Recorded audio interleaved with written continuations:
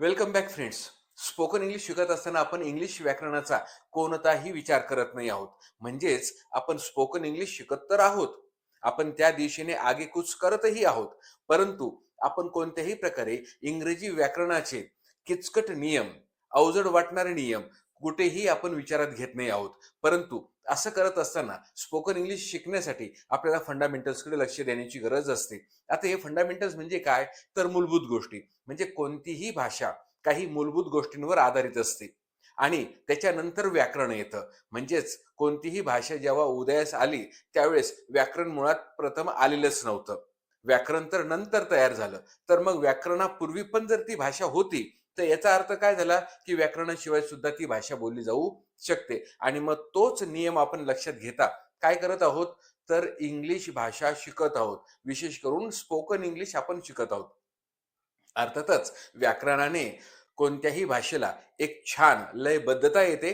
परंतु जर व्याकरण आपल्या बोलण्यात अडचण निर्माण होत असेल, तर व्याकरणाला तात्पुरता बाजूला ठेवलेलं कधीही चांगलं. तर त्याच दिशेने आपण वाटचाल करत आहोत आणि फंडामेंटल्सकडे लक्ष देत आपण स्पोकन इंग्लिश शिकत आहोत.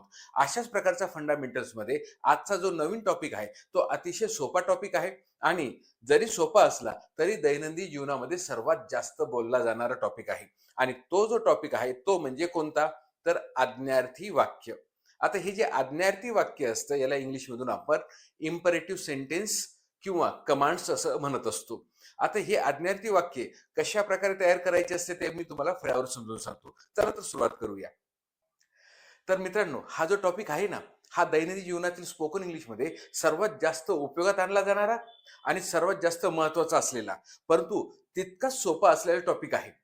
तुमच्या लक्षात येईल की हा टॉपिक समजण्यास आणि बोलण्यास अतिशय सोपा आहे आणि तुम्ही सहजतेने त्याला ग्रहणही करू शकतात. आणि जितक्या लवकर तुम्ही ग्रहण करतात, तितक्याच लवकर तो तुम्ही सहजतेने बोलू सुद्धा शकतात, असंही तुमच्या लक्षात येतं. आणि म्हणूनच या टॉपिककडे आपण आज लक्ष वळवलेलं आहे. आणि हा टॉपिक आपण साधा वर्तमान काळाच्या नंतर घेण्याचं कारणच असं, की हा टॉपिक काहीसा साधा वर्तमान काळाशीच किंवा त्याच्याशीच संबंधित आहे. ते का? त्याचं काय कारण आहे ते सांगतो. तर ह्या टॉपिक मध्ये सुद्धा मूळ क्रियापदच येतं. म्हणजे आज्ञार्थी वाक्य बोलण्यासाठी बघा काय मजा आहे ना मित्रांनो. आज्ञार्थी वाक्य बोलण्यासाठी सुद्धा आपल्याला मूळ क्रियापदाचीच गरज आहे. म्हणजे तुमच्या असं लक्षात येईल की आपण जितके जास्त मूळ क्रियापद पाठ करू, कारण की इंग्लिश आपली ही तर काही मातृभाषा नाहीये आणि इंग्लिश ही आपली मातृभाषा नसल्यामुळे आपल्याला क्रियापद तर पाठ करावीच लागतील. मग पाठ करूनच घ्या. ऍटलिस्ट तुम्ही दररोज 5 क्रियापद पाठ करत चला आणि त्याच्या सहाय्याने छोटी छोटी वाक्य करत चला. तर तुमच्या असं लक्षात येईल की साध्या वर्तमान काळात सुद्धा आपण क्रियापदाचं मूळ रूप वापरत होतो आणि आज्ञार्थी वाक्यामध्ये सुद्धा आपण मूळ क्रियापदच वापरत आहोत. आता तुमच्या आणखीन एक गोष्ट लक्षात येईल. बघा बरं, ह्या आज्ञार्थी वाक्याची, ज्याला आपण इंग्लिश मधून इम्परेटिव्ह सेंटेन्स असं म्हणतो, या आज्ञार्थी वाक्याची सुरुवात रचनेमध्ये कशी झाली आहे? मूळ क्रियापद, कर्म, इतर शब्द. बघा आपण इथे साधा वर्तमान काळ, इथे आपण काय घेतला होता? कर्ता घेतला होता आणि इथे नेमका तो कर्ता नाहीये. काय कारण आहे बरं? त्याचं काहीतरी तर कारण असेल की नाही? आता हे जे कारण आहे ते कारण म्हणजे, आपण मला सांगा, मी एक छोटासा प्रश्न तुम्हाला विचारतो. आपण आज्ञा कोणाला करतो? बरोबर आहे तुमचं म्हणणं. आपण आज्ञा आपल्यापेक्षा लहानांना किंवा आपल्यापेक्षा पदाने छोटा असलेल्या व्यक्तीला आपण आज्ञा करतो. हे तुमचं म्हणणं अगदी बरोबर आहे. पण मी खरं तुम्हाला सांगू, आज्ञा आपण नेहमी समोरच्या व्यक्तीला करतो. आहे की नाही मजा? आता समोरची व्यक्ती जिच्याबरोबर आपण बोलत आहोत, तिला करतो. तिलाच आपण आज्ञा करत असतो. मग ती वयाने लहान असो, आपल्या पोस्टिंगने ती आपल्यापेक्षा कमी असो, तर तिला आपण आज्ञा करतो हे मान्य आहे. परंतु ती नेहमी समोरची व्यक्ती असते आणि समोरच्या व्यक्तीला आपण नेहमी यू म्हणतो. आता यू म्हणतो आणि म्हणूनच हा यू आज्ञार्थी वाक्यामध्ये गृहीत धरलेला असतो आणि गृहीत धरलेला असल्या कारणाने तिथे कर्त्याची गरज भासत नाही. मी जर असं तुम्हाला म्हटलं की दरवाजा उघडा, आता दरवाजा उघडा म्हटल्यानंतर कोणाला म्हणणार आहे? मी समोरच्या व्यक्तीलाच म्हणणार आहे. आणि तुम्ही कोणता दरवाजा उघडणार? जो दरवाजा बंद आहे तो दरवाजा तुम्ही उघडणार. म्हणजे याचा अर्थ असा आहे की आपण बोलत असताना समोरच्या व्यक्तीला आज्ञा करत असतो. इतक्या सोपी पद्धत लक्षात ठेवा. तर आज्ञार्थी वाक्य हे नेहमी समोरच्या व्यक्तीसाठी असतं आणि ते समोरच्या व्यक्तीसाठी असल्या कारणाने इथे करता लिहिण्याची गरज नाही. परंतु काही वेळेस करता उल्लेखित केला जातो. त्याचं काय कारण आहे मी तुम्हाला पुढे ह्याच व्हिडिओमध्ये पुढे सांगेल. परंतु एवढं आत्ता लक्षात ठेवा, की आज्ञार्थी वाक्य हे नेहमी समोरच्या व्यक्तीला केलं जातं आणि म्हणून कर्ता गृहीत धरला जातो आणि तो कर्ता जो गृहीत धरला जातो तो म्हणजे तू म्हणजेच इंग्लिशमधून यू. हा यू गृहीत धरलेला असतो आणि म्हणूनच इथे कर्त्याची गरज नसते. तर मित्रांनो तुमच्या नक्कीच लक्षात आलं असेल की आज्ञार्थी वाक्यामध्ये आपल्याला कर्ता नेहमी गृहीत धरायचा असतो आणि तो का गृहीत धरायचा असतो? कारण की आपण आज्ञा नेहमी समोरच्या व्यक्तीला करत असतो आणि आज्ञा नेहमी समोरच्या व्यक्तीला करत असतो म्हणजे समोरची व्यक्ती नेहमी यू असते. म्हणजेच तू किंवा तुम्ही असते आणि म्हणूनच आज्ञार्थी वाक्यामध्ये इथे कर्त्याची गरज भासत नाही. कारण कर्ता यू हा गृहीत धरलेला असतो आणि होकारार्थी वाक्याची रचना होत असताना डायरेक्टच मग आपल्याला क्रियापदाने सुरुवात करायची असते. मूळ क्रियापद म्हणजे क्रियापदाचं पहिलं रूप घ्यायचं असतं. कर्म, इतर शब्द आणि क्रियापद कशाला म्हणतो आपण? असा शब्द की ज्याच्यात क्रिया दिसते. असा शब्द की ज्याच्यात क्रिया दिसते. कर्म कशाला म्हणायचं? की ज्याच्यावर क्रिया घडते, की ज्याच्यावर क्रिया घडते. आणि कर्म ओळखण्याची मी तुम्हाला एक वेगळी पद्धत सांगितली. ही कोणती वेगळी पद्धत सांगितली आहे? कर्ता क्रियापद लिहून झाल्यावर छोटासा अर्थ तयार होतो आणि त्या अर्थाला दोन प्रश्न विचारा. कोणते दोन प्रश्न विचारा? काय आणि कोणाला? काय आणि कोणाला? असा प्रश्न विचारला की आपल्याला 100% कर्म मिळतं. आणि ह्या प्रश्नाचं उत्तर जर मिळालं नाही तर समजून घ्यायचं की त्या वाक्यामध्ये कर्म नाहीये. मग डायरेक्टच आपण इतर शब्द लिहून मोकळं व्हायचं. म्हणजेच क्रियापद, कर्म हे झालं की उरलेला टॉपिक हा इतर शब्द असतो. आता ह्याच वाक्याला आपल्याला नकारार्थी करायचं असेल तर काहीच वेगळं करायची गरज नाही. केवळ डोंट लिहायचं बस. वाक्याच्या सुरुवातीला डोंट लिहिलं की हेच वाक्य नकारार्थी होऊन जातं. हे सर्व तुमच्या लक्षात आलं असेल. आता आपण इथे एक अंदाजे ढोबळ मारणे काही क्रियापद घेतले आहेत की जे तुमच्या दैनंदिन जीवनात अतिशय जास्त उपयोगी पण असतात आणि ते तुमच्या खूप जास्त ओळखीचे पण आहेत. म्हणजे हे सर्व क्रियापद तुम्हाला सर्वांनाच माहीत आहे असं मी गृहीत धरतो. गृहीत धरण्यापेक्षा मला ठाम खात्री आहे की हे क्रियापद तुम्हाला माहीत आहेत. यांचे अर्थ पण माहीत आहे आणि म्हणूनच ते मी मुद्दामून घेतले जेणेकरून तुमच्या लक्षात येण्यास सोपं जाईल. म्हणजे तुमच्या असं लक्षात येईल की आपण अधिकाधिक क्रियापद जास्त पाठ करू, अधिकाधिक क्रियापद लक्षात घेऊ, तितके जास्त आपण वाक्य बनवू शकतो आणि केवळ बनवूच नाही शकत, तर अगदी सहजतेने इंग्लिश बोलू सुद्धा शकतो. आणि म्हणूनच आपण यापैकी कोणतंही एक क्रियापद, एक अंदाजे एक क्रियापद, चला सुरुवातीला आपण पहिलंच क्रियापद घेऊया. तर काय? गिव्ह. गिव्हचा अर्थ देणे. म्हणजे देण्याची क्रिया आहे.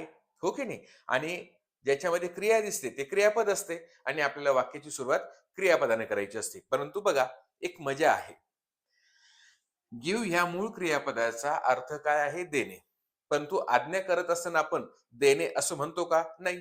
दे असं म्हणतो किंवा द्या असं म्हणतो. म्हणजे आपल्या मराठीमध्ये देण्याचं दे किंवा द्या असा बदल होतो. म्हणजे जेव्हा आपल्याला आज्ञा करायची असते, तेव्हा आपण आपल्या ह्या मूळ क्रियापदामध्ये मराठीत काही बदल करतो. परंतु इंग्लिशमध्ये काही बदल होत नाही. जसं मी हे एक वाक्य घेतलं. छोटंसं वाक्य, अगदी छोटं. हे एक स्वतःमध्ये परिपूर्ण एक वाक्य आहे. दे. काय काय कारण आहे? कारण की मी तुम्हाला या अगोदरच सांगितलंय की क्रियापद वाक्याचा जीव असतो. जर क्रियापदच काढून टाकलं तर वाक्याला काही एक अर्थ राहत नाही. हो की नाही? समजून घ्या की मी एक छोटस वाक्य बोलतो आहे. कोणतं? रविराज मला बोलावतो. हे तीनच शब्दांचं वाक्य आहे. याच्यामध्ये क्रियापद कोणतं आहे? बोलावणे.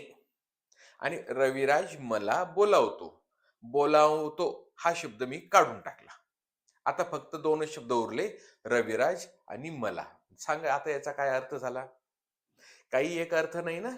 फक्त हे दोन शब्द एक समूह आहे, परंतु त्याला काही एक अर्थ प्राप्त होत नाही. आणि म्हणूनच क्रियापदाला वाक्याचा जीव असं मी नेहमी म्हणत असतो.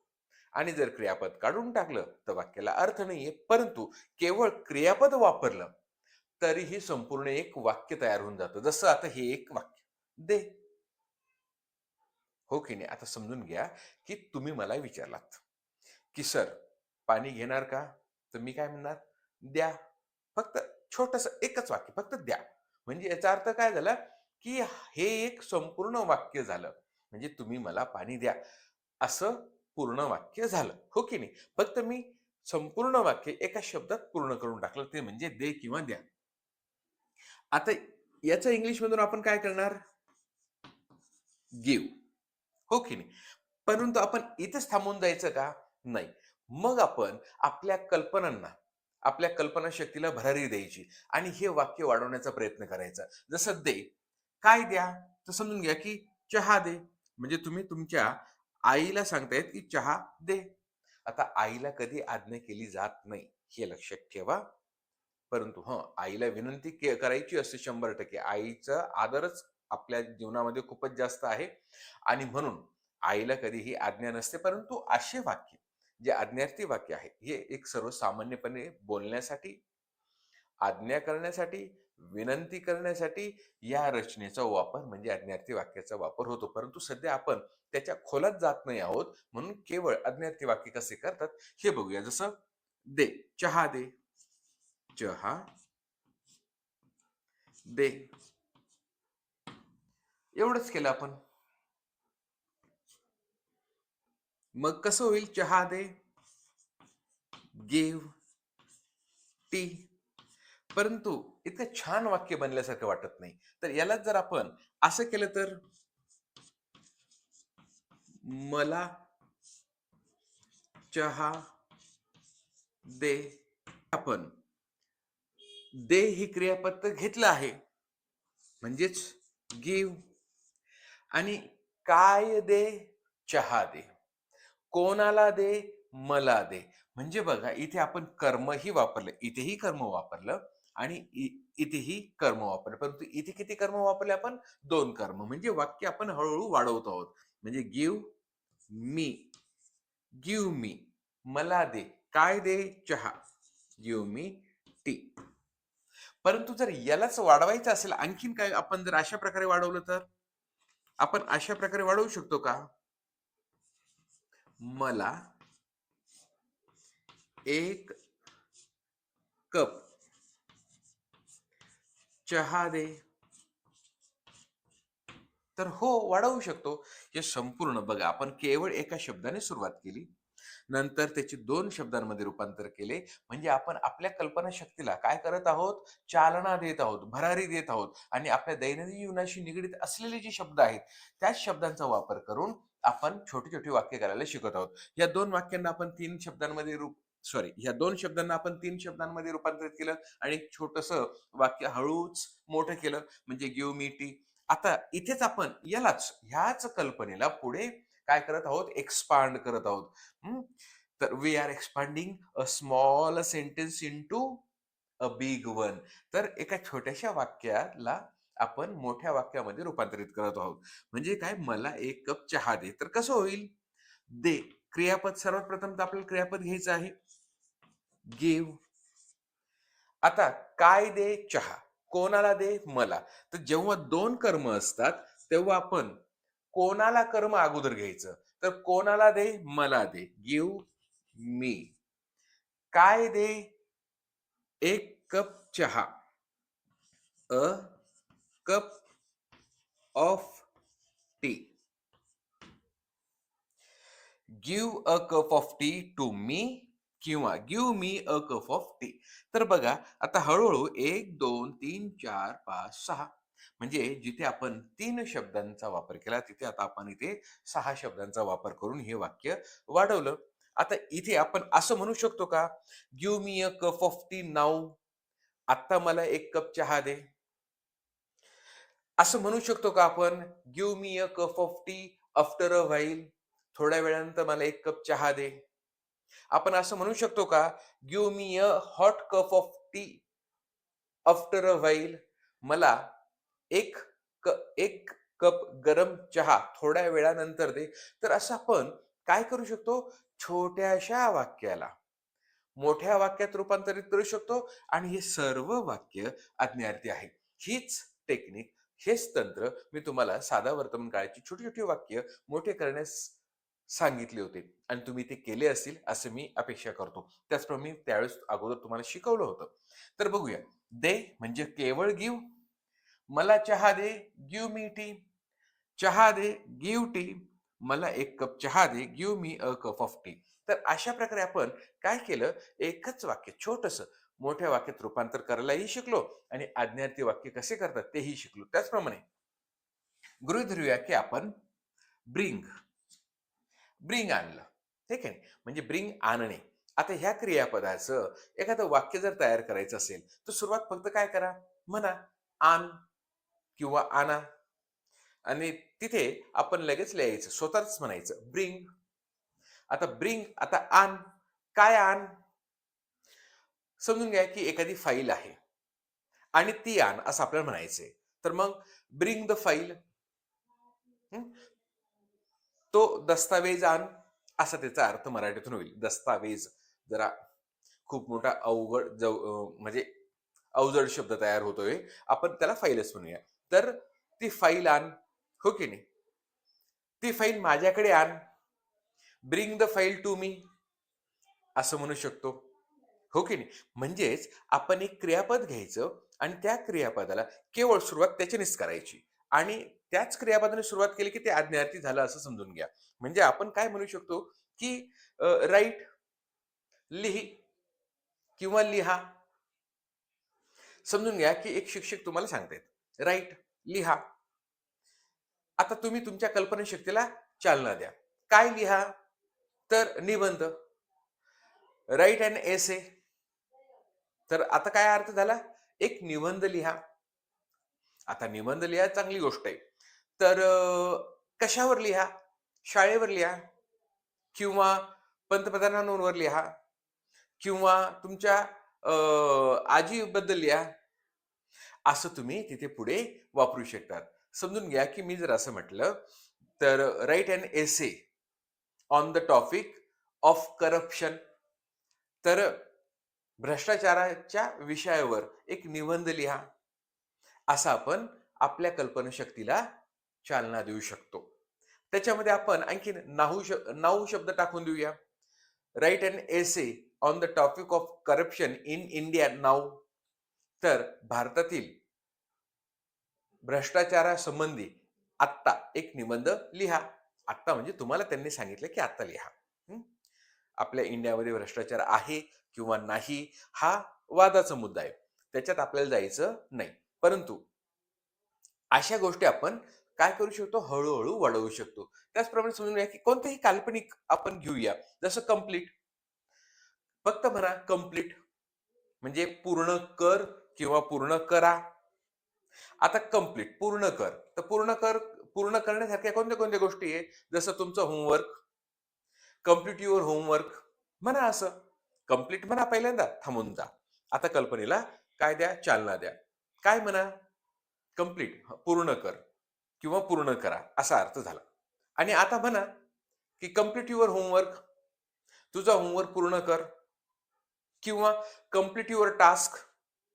टास्क म्हणजे काय? कार्य. म्हणजे जे कार्य तुम्हाला दिलं आहे, जे करायला दिलं आहे, ते कार्य असेल तर टास्क. तुमचा होमवर्क सुद्धा तुमचा टास्क असू शकतो. तर मग कंप्लीट युअर टास्क. आता कंप्लीट युअर टास्क म्हटल्यानंतर तुझं कार्य पूर्ण कर. Complete your task now. तुझं कार्य आत्ता पूर्ण कर. Complete your task before I come. मी येण्या अगोदर तुझं काम पूर्ण कर. म्हणजे असं अलगद हळू आपल्या कल्पनाशक्तींना चालना देत आपण काय करू शकतो? वाक्य बनवू शकतो. परंतु complete your task before I come हे जरा कॉम्प्लेक्स सेंटेन्स झालं आहे.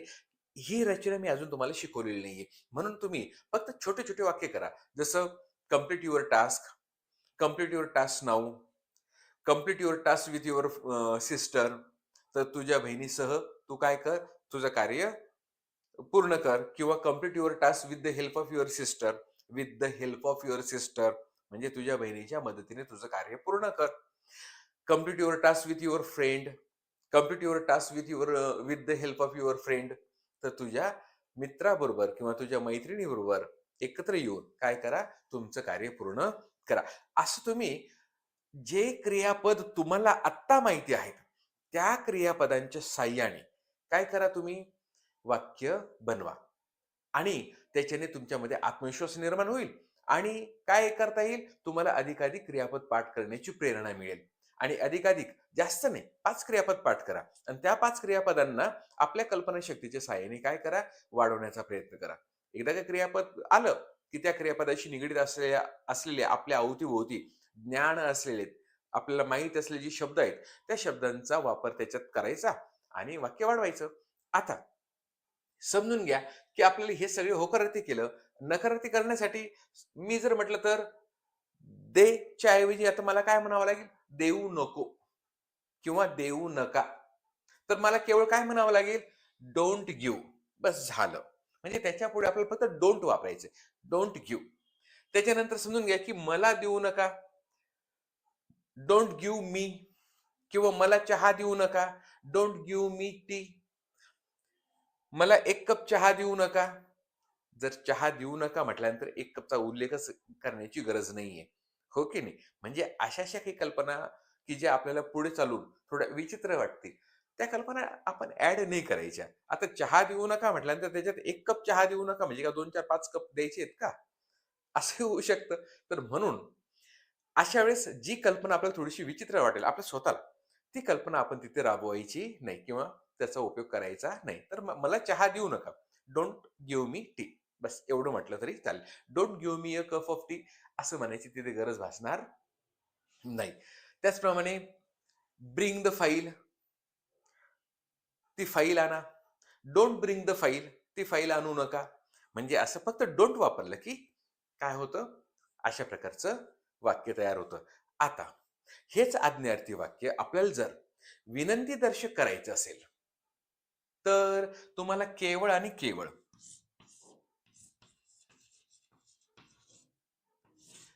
प्लीज शब्द वापरायचा आहे. फक्त प्लीज. आता याच्यातही आणखीन औपचारिक, अनौपचारिक विनंतीचा प्रकार पडतो. पण सर्व जर आत्ताच सांगितलं, तर गोंधळ उडेल की नाही? म्हणून याच्याशी निगडीत जेवढं आहे आत्ता गरजेचं, तेवढंच घेऊया. म्हणजे तुम्ही लगेचच गिव्ह, दे. डोंट गिव्ह, देऊ नको. आणि विनंती करायची असेल तर फक्त प्लीज टाका. प्लीज गिव्ह, कृपया दे. प्लीज डोंट गिव्ह, कृपया देऊ नको. आता हा जो प्लीज आहे, हा खूप भारी माणूस आहे. कसा? तुम्ही याला सुरुवातीलाही वापरू शकतात, शेवटी पण वापरू शकतात. सुरुवाती कसं? जसं प्लीज गिव्ह, कृपया दे. शेवटी कसं? Give please. हो की नाही? Give me T please. Give me T please. Please give me T. काही अडचण नाही. म्हणजे हो, परंतु हा जो प्लीज लिखाण करत असताना जर तुम्ही वापरणार असाल आणि सुरुवातीला जर वापरणार असाल, तर तिथे कॉमा वगैरे देण्याची गरज भासते. आणि म्हणून बोलत असताना तर कॉमा म्हणायची गरज नाही आपल्याला. तर त्याच्यामुळे त्याचं काही टेन्शन घ्यायचं नाही. स्पोकन इंग्लिशमध्ये तर आपल्याला त्याचं टेन्शन घेण्याची गरज नाही, की कुठे कॉमाचा अर्थ काय, की हलकासा पॉज म्हणजेच हलकसं थांबायचं असतं बोलत असताना. तर आपण बोलत असताना इतका आपला फ्लो असतो, की तिथे कुठेतरी अलगद आपण थांबलो की नाही थांबलो हे कळत सुद्धा नाही. म्हणून त्याची काळजी आपल्याला करायची गरज नाही. आणि मग मला 1 कप चहा दे. Please give me a cup of tea. Please give me a cup of tea. बघा, असा प्लीज सुरुवातीला वापरला, की लगेच विनंती होऊन जाईल. हो की नाही? म्हणजेच आपण आज आज्ञा कशी करायची आणि त्याच आज्ञेला विनंतीमध्ये कसं रूपांतरित करायचं हे शिकलो. हे तुमच्या आता लक्षात आलं असेल, तर हे क्रियापद इथे दिलेलेच आहेत. यापैकी जे क्रियापद माहीत असतील, ते आनंदाची गोष्ट आहे. आणि एखादा शब्द जर माहीत नसेल, मला नाही वाटत, की एक कोणताही शब्द इथे तुम्हाला माहीत नसावा. पण जर माहीत नसेल, तर तो लिहून घ्या आणि त्याच्या सहाय्याने वाक्य करा. जसं आमंत्रित करणे, निमंत्रण देणे, हो की नाही? Invite some people. काही लोकांना आमंत्रित करा. Invite some people for your birthday. काही लोकांना तुमच्या वाढदिवसानिमित्त आमंत्रित करा. बघा असं छोटं वाक्य आपण पुढे चालून मोठं करत जाऊ शकतो. तर केवळ काय, की आपल्याला गरज आहे एक शब्द खास करून क्रियापद शोधण्याचे आहे आणि त्या क्रियापदाला आपण स्वतः मोठ्याने बोलण्याची गरज आहे. कारण तहानलेला व्यक्ती विहिरीपर्यंत जातो. विहीर तहानलेल्या व्यक्तीपर्यंत येत नाही. तर तहान तर आपल्याला लागलेली आहे. मग क्रियापद तर आपल्याला पाठ करावं लागतील आणि क्रियापद पाठ झाला की त्याच्याबरोबर मैत्री करायची. बाबा रे, तुझी माझी मैत्री आहे. आपण काय करूया? एकमेकांना मदत करूया. आणि मग मी एक शब्द पाठ केला जसं सेंड. सेंड म्हणजे पाठवणे. सेंड म्हटलं तर सेंड द लेटर, पत्र पाठव.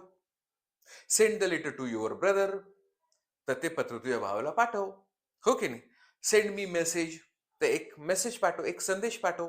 मला सेंड मी, मला पाठव काय? A message. Send me a message. हो की नाही? अशा प्रकारे तुम्ही छोटे वाक्य करू शकतात. तर सांगा पाहू, जर असं आपण जर केलं, आपल्या पद्धतीने मूलभूत गोष्टी जर शिकलो, तर आपल्याला पोपटपंची करायची गरज आहे का? वाक्य पाठ करायची गरज आहे का? Sit down, stand up, good morning वगैरे. हो की नाही? तर म्हणजेच पुस्तकी ज्ञान केवळ रटू नका, तर त्याच्यावर विचार करा आणि त्याच्या सहाय्याने वाक्य बोलण्याचा प्रयत्न करा. कारण की पुस्तकात ज्ञान दिलेलं असतं, पण कसं बोलायचं हे काही सांगितलेलं नसतं. किंवा मग काही पुस्तकांमध्ये केवळ वाक्य पाठ करा असं सांगितलेलं असतं आणि ते बोला. तर ते वाक्य केव्हा गरजेचे असतात? जेव्हा आपण नेटिव्ह स्पीकर. आता नेटिव्ह स्पीकर म्हणजे काय? की विदेशी भाषा. आता आपण इंग्लिश ही भाषा ही विदेशी आहे, आपल्यासाठी मातृभाषा नाहीये. आणि विदेशी लोकं ज्यावेळेस येतात आपल्याकडे आणि त्यांच्याबरोबर जर बोलायचे असतात, तर त्यांच्या बोली भाषेमध्ये काही शब्दावली आहेत, की ज्या शब्दावली ग्रामरशी काही त्यांचं घेणं-देणं नसतं. किंवा मग आपल्या वाक्यरचनेशी बी त्यांच्याशी काही घेणं-देणं नसतं. तर दैनंदिन जीवनामध्ये त्यांनी नवनवीन काहीतरी, आता तुम्ही जेन आहात, तर तुम्ही तर आता नवीन मुलं काय करतात, की मोबाईल चालवत असताना खूप शॉर्टकट्स मेसेज पाठवतात. असे शॉर्टकट्स असतात, असे काही फक्त अक्षरं टाकलेले असतात, की जे अक्षरं मला समजण्यासाठी सुद्धा अवघड जातात. का? तर कारण की आम्ही तर जुन्या पद्धतीचं शिकलो आहोत आणि तुम्ही जे नवीन मुलं आहात, नवीन नवीन पिढीची मुलं आहात, ते काहीतरी तुमच्या मित्रमंडळींमध्ये एक विशिष्ट समूह असतो तुमचा आणि त्या समूहामध्ये एक विशिष्ट शब्दावली प्रचलित झालेली असते आणि तीच शब्दावली तुम्ही एकमेकांना WhatsAppवर हाय, हॅलो करत असताना पाठवत असतात आणि माझ्यासारख्याने ते जर बघितलं तर मी म्हणतो, "अरे हे काय आहे नेमकं?" म्हणजेच काय, की ते नवीन शब्द मला पण जाणून घ्यावे लागतील तेव्हाच तर मला कळणार नाही ना. म्हणूनच इंग्लिश आपल्यासाठी जर नवीन असेल, तर तिचे बेसिक गोष्टी तर आपल्याला पहिल्यांदा जाणून घ्याव्या लागतील आणि नंतरच आपल्याला त्याचा उपयोग करता येईल. तर अपेक्षा करतो, की तुम्हाला आजचा हा एपिसोड, आजचा हा व्हिडिओ नक्कीच आवडला असेल आणि तुम्ही लाईक करायला तर विसरणारच नाही आहात, याचीही मला खात्री आहे. तुम्ही हा व्हिडिओ आपल्या लाडक्या महाराष्ट्रातील कोणत्या लाडक्या प्रदेशातून किंवा शहरातून बघत आहात, ते सुद्धा मला कळवा. काहींनी आता सुरुवात सुद्धा केलेली आहे, की मी कोणता व्हिडिओ तुमचा कुठून पाहत आहे आणि खूप आनंद होतो, की आपला व्हिडिओ वेगवेगळ्या ठिकाणी पोहोचत आहे आणि लोकं भरभरून त्याला प्रेम देत आहेत आणि त्याबद्दल मी तुमच्या सर्वांचं मनःपूर्वक धन्यवादही मानतो आणि पुन्हा एकदा सांगतो, की व्हिडिओला लाईक करा, शेअर करा आणि हो, सबस्क्राईब करायला विसरूच नका. WhatsAppवर सॉरी, Facebookवर जर बघत असाल तर पेजला फॉलो करा. नमस्कार.